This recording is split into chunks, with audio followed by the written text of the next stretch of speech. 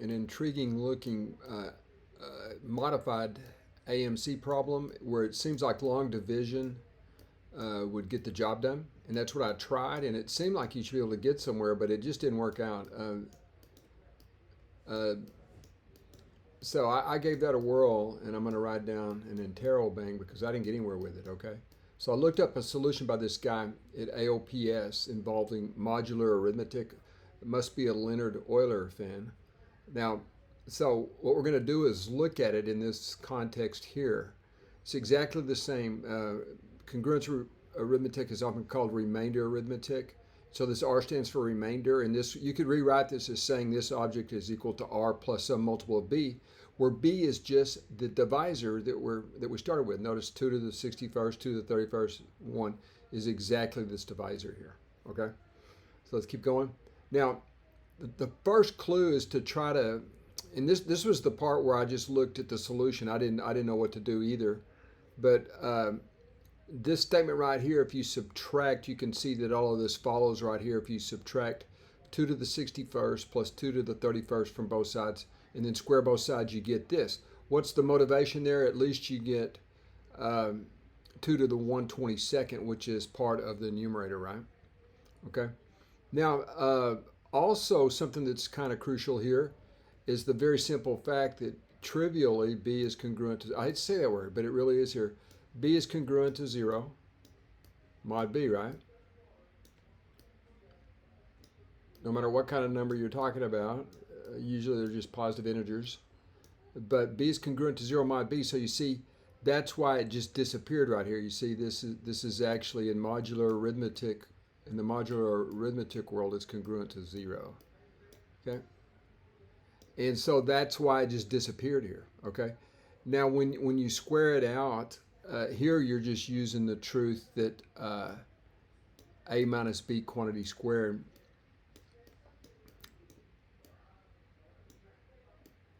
is equal to A squared. And it's amazing how much these little identities like this come up. And even though, you know, super hard problems, difference of two squares, this kind of stuff comes up. Plus B squared. Okay. Now, see, that is why you see a 32 right here, because it would just be 31, 2 to the 31st juxtaposed with 1, right? But you have to bump it with this 2 right here to make this 2 to the 32nd, right? You see it's 2 to the 31st right here. Okay, now it's 2 to the 32nd because of this 2. That's why the base 2 is so important right here.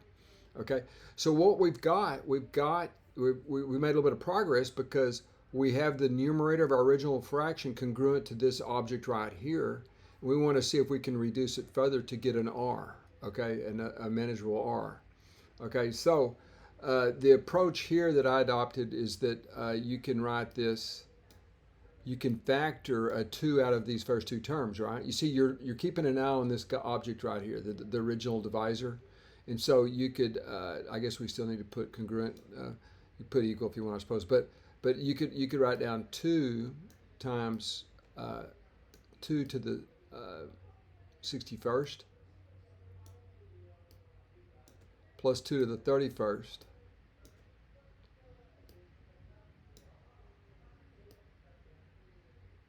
Okay, like that. Now you see we're looking pretty good, but we can't factor a 2 out of this in a nice way. So we can kind of cheat here. Notice we're almost there. We have this and this, right? But we got it by factoring a 2 out. So let's cheat and put a +1 right here. All right? But that means we have to put a -2 out here. And then, of course, 1 plus 39 add up to 40, right? Isn't that kind of cool, folks? A little bit of tricks going on here, a little like complete the square in some sort of weird way, you know? But notice that this is just B, right? This right here is the same congruent to 2B, or not 2B. So this is congruent to 2B plus 38.